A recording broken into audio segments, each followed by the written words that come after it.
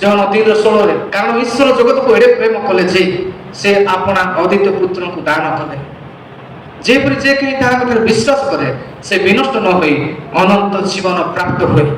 ଅର୍ଥାତ୍ ଈଶ୍ୱର ଏହି ଜଗତକୁ ଏତେ ପ୍ରେମ କଲେ ଯେ, ଜଗତ ଅର୍ଥାତ୍ ମନୁଷ୍ୟ ଜାତିକୁ ବୁଝାଏ, ଈଶ୍ୱର ଆପଣଙ୍କୁ ଏବଂ ମୋତେ ଏତେ ପ୍ରେମ କଲେ ଯେ ନିଜର ପ୍ରିୟ ପୁତ୍ର ଯୀଶୁ ଖ୍ରୀଷ୍ଟଙ୍କୁ ଏହି ଜଗତକୁ ପଠାଇଲେ। ଆମେ ତାହାଙ୍କୁ ବିଶ୍ୱାସ କରିବା ଦ୍ୱାରା ଆଜି ଆମେ ଅନନ୍ତ ଜୀବନ ପ୍ରାପ୍ତ ହେଇଅଛୁ, ଆମେ ପରିତ୍ରାଣ ପ୍ରାପ୍ତ ହେଇଅଛୁ। କିନ୍ତୁ ଯେଉଁମାନେ ବିଶ୍ୱାସ କରିନାହାନ୍ତି ସେମାନେ ଯେତେବେଳେ ତାଙ୍କୁ ବିଶ୍ୱାସ କରିବେ ସେମାନେ ମଧ୍ୟ ପରିତ୍ରାଣ ପ୍ରାପ୍ତ ହେବେ। ଈଶ୍ୱରଙ୍କ ପ୍ରେମକୁ ଆମେ ବୁଝିଅଛୁ, ଆହୁରି ମଧ୍ୟ ବୁଝିବାର ଅଛି। ଯେ କେହି ଅର୍ଥାତ୍ ଯେଉଁ ଜାତିର ବି ହେଉ, ଯେଉଁ ଭାଷାବାଦୀ ବ୍ୟକ୍ତି ବି ହେଉ, ଯେଉଁ ଦେଶର ବି ହେଉ, ଯେ ସେ ଧନୀ ହେଉ ଗରିବ ହେଉ, ଯେ ପ୍ରକାର ବ୍ୟକ୍ତି ବି ହେଉ, ଯଦି ସେ ପ୍ରଭୁ ଖ୍ରୀଷ୍ଟଙ୍କଠାରେ ବିଶ୍ୱାସ କଲା ତାହେଲେ ସେ ବିନଷ୍ଟ ନ ହୋଇ ଅନନ୍ତ ଜୀବନ ପ୍ରାପ୍ତ ହେବ। ହାଲେଲୁୟା, ଅନନ୍ତ ଜୀବନ ପ୍ରାପ୍ତ ହେବ। ସେଥିପାଇଁ ପ୍ରଭୁ ଖ୍ରୀଷ୍ଟଙ୍କୁ ଜାଣିବା ନିତାନ୍ତ ଆବଶ୍ୟକ ଅଟେ ଏବଂ ପରମେଶ୍ୱରଙ୍କ ବିଷୟରେ ଜାଣିବା ଏବଂ ପରମେଶ୍ୱର କି ପ୍ରକାର ଅଟନ୍ତି ତାହା ଦେଖାଇବା ପାଇଁ, ତାହାଙ୍କର ଶକ୍ତିକୁ ଦେଖାଇବା ପାଇଁ ଈଶ୍ୱରଙ୍କ ପ୍ରିୟ ପୁତ୍ର ଯୀଶୁ ଖ୍ରୀଷ୍ଟ ଏହି ଜଗତକୁ ଆଗମନ କଲେ ଏବଂ ଈଶ୍ୱରଙ୍କର ଯୋଜନା, ଉଦ୍ଦେଶ୍ୟ, ଲକ୍ଷ୍ୟ ସମସ୍ତ ବିଷୟ ସେ କାଲବାରୀ କ୍ରୁଶ ଉପରେ ସେ ସାଧନ କରି ସାରିଅଛନ୍ତି। ଆଉ କିଛି ନାହିଁ, କେବଳ ପ୍ରଭୁ ଖ୍ରୀଷ୍ଟକୁ ବିଶ୍ୱାସ କରିବା, ତାହାଙ୍କର ବାକ୍ୟକୁ ଗ୍ରହଣ କରିବା ଏବଂ ତାହାଙ୍କ ପଛରେ ଚାଲିବା ଦ୍ୱାରା ଜଣେ ବ୍ୟକ୍ତି ସେ ଅନନ୍ତ ଜୀବନ ପ୍ରାପ୍ତ ହେଇପାରିବ। କାରଣ ପରିତ୍ରାଣ ଏବଂ ଅନନ୍ତ ଜୀବନ ପ୍ରାପ୍ତ ହେବାର କାର୍ଯ୍ୟ ପ୍ରଭୁ ଖ୍ରୀଷ୍ଟ ନିଜର ରକ୍ତ ଦେଇ ସାଧନ କରି ସାରିଅଛନ୍ତି। ପ୍ରେଜ୍ ଦ ଲର୍ଡ।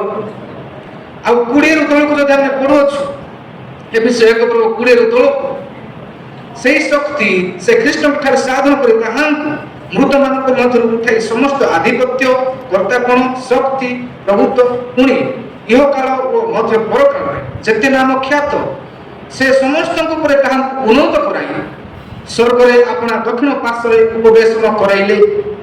ଆଉ ସମସ୍ତ ବିଷୟ ତାହାଙ୍କ ପାଦ ତଳେ ବଶୀଭୂତ କରି ରଖି ତାହାଙ୍କୁ ସର୍ବ ବିଶ୍ୱର ମସ୍ତକ ସ୍ୱରୂପେ ମଣ୍ଡଳୀକୁ ଦାନ କଲେ। ସେହି ମଣ୍ଡଳୀ ତାହାଙ୍କ ଶରୀର ସ୍ୱରୂପ ଅର୍ଥାତ୍ ଯେ ସମସ୍ତ ବିଷୟକୁ ସର୍ବତ ଭାବେ ପୂର୍ଣ୍ଣ କରନ୍ତି ତାହାଙ୍କର ପୂର୍ଣ୍ଣତା। ହାଲେଲୁୟା। ପରମେଶ୍ୱର ନିଜର ପୁତ୍ରଙ୍କୁ ମଣ୍ଡଳୀ ପାଇଁ ଦେଇଦେଲେ। ଏଠାରେ ଆମେ ଦେଖୁଛୁ ସେହି ଶକ୍ତି, କେଉଁ ଶକ୍ତି? ଈଶ୍ୱରଙ୍କର ଶକ୍ତି ଖ୍ରୀଷ୍ଟଙ୍କ ଠାରେ ସାଧନ କରି ତାହାଙ୍କୁ ମୃତମାନଙ୍କ ମଧ୍ୟରୁ ଉଠାଇ ସମସ୍ତ ଆଧିପତ୍ୟ, କର୍ତ୍ତାପଣ, ଶକ୍ତି, ପ୍ରଭୁତ୍ୱ, ପୁଣି ଇହକାଳ ଓ ମଧ୍ୟ ପରକାଳରେ ଯେତେ ନାମ ଖ୍ୟାତ ସେ ସମସ୍ତଙ୍କ ଉପରେ ତାହାଙ୍କୁ ଉନ୍ନତ କରାଇ ସ୍ୱର୍ଗରେ ଆପଣା ଦକ୍ଷିଣ ପାର୍ଶ୍ୱରେ ଉପବେଶନ କରାଇ।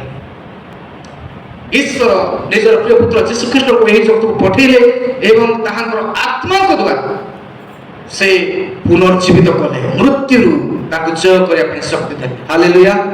ରୋମିଓ 8:11 ଲେଖାଯାଏ, ଯେଉଁମାନେ ପ୍ରଭୁ ଖ୍ରୀଷ୍ଟଙ୍କର ବିଶ୍ୱାସ କରିଅଛନ୍ତି ସେମାନେ ମଧ୍ୟ ଯୀଶୁ ଖ୍ରୀଷ୍ଟ ଯେ ପ୍ରକାର ପୁନରୁତ୍ଥିତ ହେଲେ ସେହି ପ୍ରକାର ସେମାନେ ଉଠିବେ। ରୋମିଓ 8:11 ଲେଖାଯାଏ, ଆଉ ଯେ ମୃତମାନଙ୍କ ମଧ୍ୟରୁ ଯୀଶୁଙ୍କୁ ଉଠାଇଲେ, ଶୁଣନ୍ତୁ, ଆଉ ଯେ ମୃତମାନଙ୍କ ମଧ୍ୟରୁ ଯୀଶୁଙ୍କୁ ଉଠାଇଲେ ତାହାଙ୍କ ଆତ୍ମା ଯଦି ତୁମ୍ଭମାନଙ୍କଠାରେ ବାସ କରନ୍ତି ତେବେ ଯେ ମୃତମାନଙ୍କ ମଧ୍ୟରୁ ଖ୍ରୀଷ୍ଟ ଯୀଶୁଙ୍କୁ ଉଠାଇଲେ ସେ ତୁମମାନଙ୍କଠାରେ ବାସ କରୁଥିବା ଆପଣା ଆତ୍ମାଙ୍କ ଦ୍ୱାରା ତୁମମାନଙ୍କ ମର୍ତ୍ତ୍ୟ ଶରୀରକୁ ମଧ୍ୟ ଜୀବିତ ରଖିବେ, ଜୀବିତ କରିବେ। ପ୍ରେଜ୍ ଦ ଲର୍ଡ। ହାଲେଲୁୟା। ସେହି ଈଶ୍ୱର ଯେ କି ନିଜର ଆତ୍ମାଙ୍କ ଦ୍ୱାରା ଯୀଶୁ ଖ୍ରୀଷ୍ଟଙ୍କୁ ସେ ମୃତ୍ୟୁରୁ ଉଠାଇଲେ, ସେହି ଈଶ୍ୱରଙ୍କର ଆତ୍ମା, ପବିତ୍ର ଆତ୍ମା ଯଦି ଆପଣଙ୍କ ହୃଦୟରେ ବାସ କରନ୍ତି ତାହେଲେ ଆପଣ ମଧ୍ୟ ମୃତ୍ୟୁ ପରେ ପୁନରୁତ୍ଥିତ ହେବେ। ପ୍ରେଜ୍ ଦ ଲର୍ଡ। ହାଲେଲୁୟା। ସେଥିପାଇଁ ଆମକୁ ପବିତ୍ର ଆତ୍ମାଙ୍କ ଦ୍ୱାରା ଏହି ଜଗତରେ ପହଞ୍ଚିବାକୁ ହେବ। ଯେତେ ଜଣ ଆମେ ପ୍ରଭୁ ଖ୍ରୀଷ୍ଟଙ୍କୁ ବିଶ୍ୱାସ କରିଛୁ, ପବିତ୍ର ଆତ୍ମାକୁ ବି ଆମେ ବିଶ୍ୱାସ କରିନାହୁଁ, ପବିତ୍ର ଆତ୍ମାକୁ ଆମେ ଅଲରେଡି ପାଇଛୁ। ପବିତ୍ର ଆତ୍ମାଙ୍କ ଦ୍ୱାରା ପରିପୂର୍ଣ୍ଣ ହୋଇ ଆମେମାନେ ଆଗକୁ ବଞ୍ଚୁ। କାରଣ ପବିତ୍ର ଆତ୍ମାକୁ କେବଳ ପାଇବା ଯଥେଷ୍ଟ ନୁହେଁ, କିନ୍ତୁ ପବିତ୍ର ଆତ୍ମାଙ୍କ ଦ୍ୱାରା ବଞ୍ଚିବା ହେଉଛି ବହୁତ ଗୁରୁତ୍ୱପୂର୍ଣ୍ଣ ବିଷୟ।